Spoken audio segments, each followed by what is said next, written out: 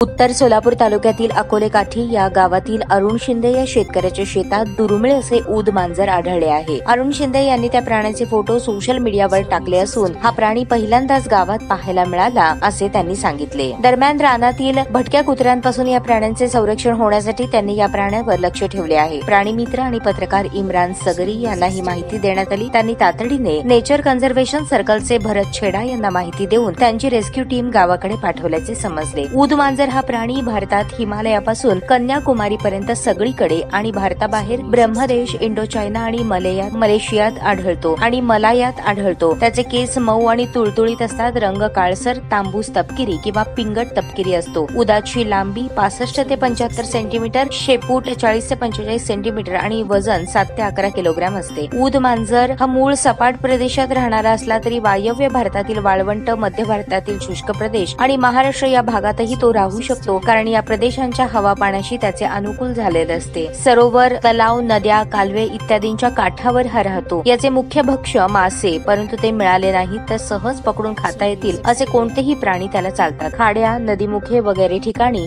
हे भक्ष्य शोधत असतात। मध्य भारताच्या शुष्क प्रदेशातील तळी, ओढे वगैरे आटल्यानंतर ऊद मांजरे जंगलात शिरतात आणि शिकार करून पोट भरतात। पाण्यात आणि जमिनीवर ते सारख्याच सहजतेने राहतात। त्यांच्या प्रजोत्पादनाच्या काळाविषयी किंवा त्या काळातील त्यांच्या वर्तनाविषयी काहीही माहिती नाही। वर्षाच्या सुरुवातीच्या काळात पिल्ले जन्मल्याचे। अशाच नवनवीन अपडेटसाठी जनता राज्य न्यूज चॅनलला सबस्क्राईब करा, लाईक करा आणि शेअर करायला विसरू नका।